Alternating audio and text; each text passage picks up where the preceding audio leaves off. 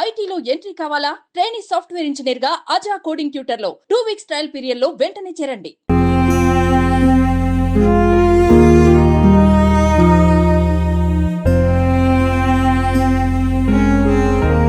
నమస్తే అండి, welcome to సిమన్ TV. మనం రోజు ఎన్నో రకాల కథలు చూస్తున్నాం, కథనాలు చూస్తున్నాం. కానీ అవి ఒక జీవితాన్ని ఎంత చిన్నాభిన్నం చేస్తాయి, తలకిందులు చేస్తాయి అనేది మనకి ఇక్కడ వీళ్ళ ఇన్సిడెంట్ ఒక నిదర్శనం.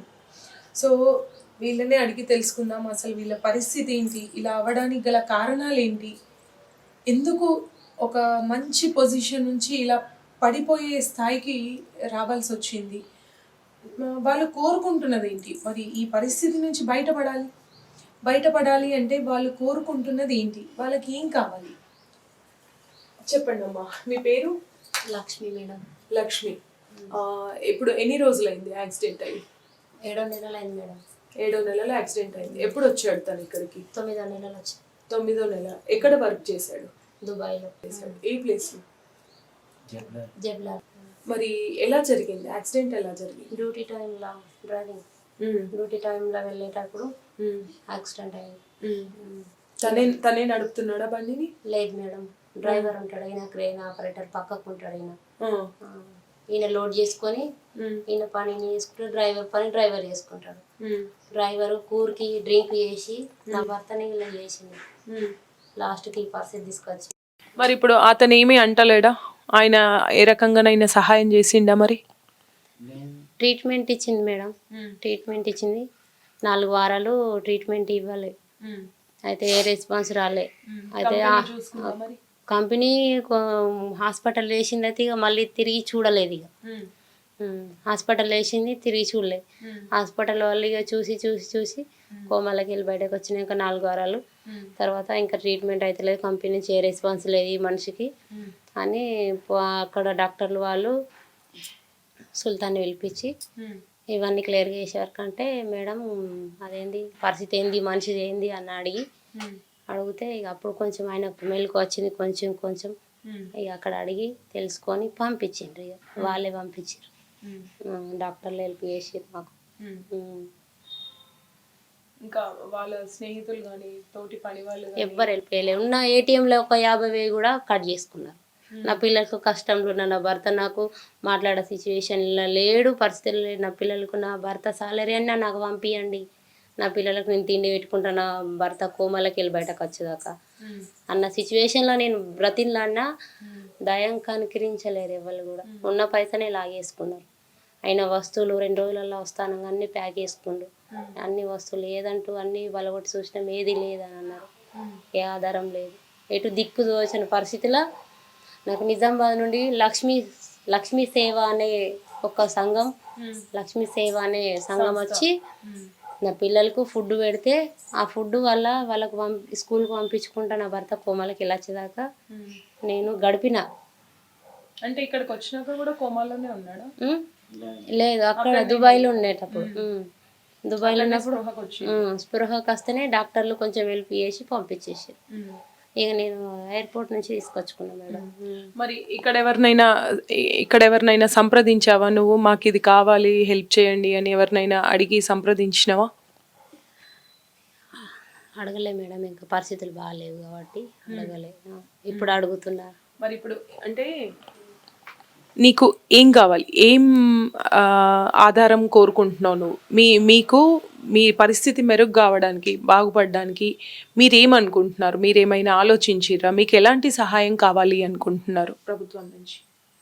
నా భర్త మంచానికి అంకితం కావద్దు. నా పిల్లల్ని భర్తని పోషించుకోవడానికి చాలా కష్టం అవుతుంది నాకు. నేను బయటకు వెళ్ళి కష్టం చేసేసుకుంటే భర్త మంచాలు ఉంటే టైంకి ఏం చేసుకోలేకపోతున్నా. పిల్లలు చిన్నగా ఉన్నారు.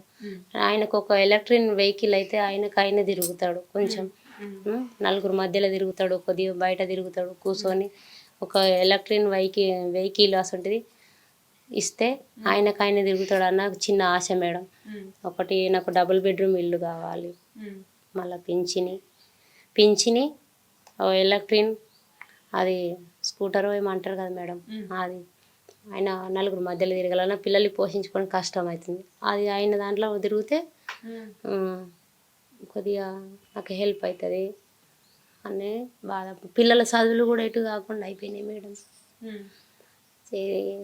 భర్తను చూసుకుంటేనే పిల్లలు చదువు ఇప్పుడు వేస్ట్ అయిపోయింది. పిల్లలు చూసుకుంటే భర్త వేస్ట్ ఉన్నాడు. పిల్లల చదువు ఎందుకు ఆపేసిండ్రు మరి? పిల్లల చదువు అంటే గవర్నమెంట్ స్కూల్లో అయినా వేసి చదివిపియచ్చు కదా. వేపియచ్చు కానీ భర్తను చూసుకుంటే వాళ్ళు ఎవరు లేరు. బయటకు వెళ్ళి చేసుకుందామంటే బయట భర్తను చూసుకుంటే వాళ్ళు ఎవరు లేరు. ప్రైవేట్ స్కూల్ ఆయన తన మంచిగా ఉన్నప్పుడు చదివించండి. ఇప్పుడు తన మంచి లేడు కాబట్టి పిల్లలు మేము ఉన్న ఇంట్లో వేడి వల్ల ఇన్ఫెక్షన్ అయ్యి రేకుల ఇంట్లో ఉన్న చిన్న రేకుల ఇల్లు మాది ఇన్ఫెక్షన్ అయ్యి బయటికి వెళ్ళాల్సి వచ్చే పరిస్థితి వచ్చింది. బయటకు వచ్చినాం. పిల్లల చదువులు ఖరాబ్ అయింది, భర్త ఖరాబ్ అయింది. ఎటువంటి ఏ ఆధారం లేదు, ఏం అర్థం అవుతుంది, దిక్కు దోచని పరిస్థితి ఉంది. ఒక్కొక్కసారి ఏం చూసుకోవాలనిపిస్తుంది ఉన్న సిచ్యువేషన్. భర్తను చూస్తే పిల్లలు కోల్పోతున్నారు, పిల్లలు చూస్తే భర్త కోల్పోతుంది. ఎటు దిక్కు దోచని పరిస్థితి. ఇలాంటి సిచ్యువేషన్లు ఉన్నాను నేను. అదండి, ఇప్పుడు భర్తని చూసుకుందాము అంటే పిల్లల చదువుని అర్ధాంతరంగా వదిలి ఇక్కడికి రావాల్సి వచ్చింది. ఉన్న చోట ఉండలేరు, వచ్చిన చోట పిల్లలకి చదువు పరిస్థితి లేదు. తను పనికి వెళ్దాము అంటే ఇక్కడ భర్తని చూసుకోవడానికి ఇంకెవరూ లేరు. పోనీ ఉన్న చోట ఏదైనా చేద్దాము అంటే ఆధారం లేదు, అండ్ వెనుక చూసుకునే వాళ్ళు లేరు. చాలా రకాలుగా పిల్లలతో పాటు భర్తని చూసుకోలేక ఇటు పిల్లలతో వాళ్ళని అంటే వాళ్ళ బాధ చూడండి ఎట్లా ఉంది. తండ్రిని ఆ పరిస్థితుల్లో ఇంకొక 4 రోజులైతే మా నాన్న వచ్చేస్తాడు, నా భర్త వస్తాడు అనే సంతోషంలో తనుంది. సో ఏడవద్దమ్మా, నీకు నీ బాధ చెప్పావు, మేము మాతో అయినంత సహాయంగా మేము అధికారుల దృష్టికి తీసుకెళ్తాము. మీకు ఏదో ఒక రకంగా అన్ని మీరు అనుకున్నవి కాకపోయినా ఏదో ఒకటి మేము చేయగలుగుతాం. పిల్లల చదువు అయింది, భర్త ఖరాబ్ అయిండు, ఎటు దిక్కు దోచని పరిస్థితి. ఒక్కొక్కసారి ఏం చేసుకోవాలో అనిపిస్తుంది. అట్లా ఆలోచించద్దమ్మా. నువ్వు అట్లా ఆలోచిస్తే మరి నువ్వు ఉంటేనే పరిస్థితి ఇలా ఉంది, మరి నువ్వు లేకపోతే వీళ్ళ ముగ్గురు పరిస్థితి ఎలా ఉంటది? అదే ఆలోచన. ఎవరు చూడాలి? ఇప్పుడు వాళ్ళ ముందు నువ్వు ఏడిచి వాళ్ళను ఇట్లా చేస్తే వాళ్ళు ఇంకెంత భయపడిపోతారు. సపోర్ట్ లేదు మేడం, ఏ సపోర్ట్ లేక ఇలాంటి పరిస్థితి వస్తుంది నాకు. ఆయన తిరగగలిగితే మేము ఏదైనా చేసుకొని బతకగలుగుతాం, మాకు ఆప్షన్ ఉంటుంది. ఆయన ఇలా ఉంటే మాకు ఏ ఆప్షన్ దొరకక మేము చావాలని పరిస్థితికి వస్తుంది లాస్ట్. అదైతే 100% మేడం. అతను నలుగురు మధ్యలో తిరుగుతూనే నేను నా పిల్లలు ముంగట ఏదైనా పని చేసుకొని బతకగలుగుతాం. మాకు మేము ముగ్గురం అన్నా చేసుకోగలుగుతాం. ఆయనకైనా ఫ్రీ తిరుగుతే. ఆయన తిరగలేడు అనుకో, ఆయన ఇంకా పర్మనెంట్గా మంచానికి అంకితం అయితే మేము లాస్ట్కు చావాల్సి వచ్చే పరిస్థితి వస్తుంది చెప్పుకోలేక. అదే ఆప్షన్ కొడుతుంది మేడం మాకు. ఏదో ఒక రకంగా సహాయం అందుతుంది కదా, ఎవరో ఒకరు సహాయం. ఇప్పుడు ఇక్కడ ఉండడానికి మీకు ఎంతో మంది హెల్ప్ చేస్తున్నారని చెప్పిండ్రు, అట్లనే మీకంటూ ఒక పరిస్థితి. హాస్పిటల్ ఖర్చులు కూడా బాగా అవుతున్నాయి మేడం. నెలకు 15,000 అవుతున్నాయి. ఎక్సర్సైజ్లు అవి ఇవి అంటే భరించలేనంత బాధ. నెలకు 15,000 అవుతుంది. అలా రెంట్, సొంత ఇంట్లో ఉంటే ఆ బాధ, బయటకు వెళ్తే ఈ బాధ. ఏ సపోర్ట్ లేదు, భర్తనేమో చేతికి వచ్చే ఆధారం ఏం లేదు. తండ్రి వస్తాడన్న సంతోషం రెప్పపాట్లో మాయమైపోయిందని చెప్పాలి. వాళ్ళ తల్లి అసలు భర్త పరిస్థితిని చూసి కన్నీరు మున్నీరు అవుతుంది.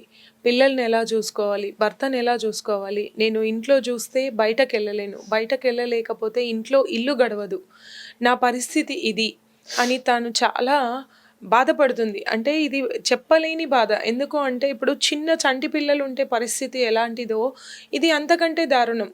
ఎందుకంటే తను కదలలేడు, పెద్ద వ్యక్తి. ఉన్న చోటు నుంచి తీసుకెళ్ళాలన్నా తీసుకురావాలన్నా తను వాష్రూమ్కి వెళ్ళాలన్నా నానా ఇబ్బందులు పడి తను తీసుకురావాలి. అలా చేయడం వల్ల హాస్పిటల్స్కి తీసుకురావడం వల్లనే తనకి ఆల్రెడీ సర్జరీ జరిగి బోన్స్ రీప్లేస్లో రాడ్స్ వేయడం జరిగింది. సో ఆ రాడ్స్ కదిలి తను ఇంకా ఎక్కువ బాధని అనుభవిస్తున్నాడు.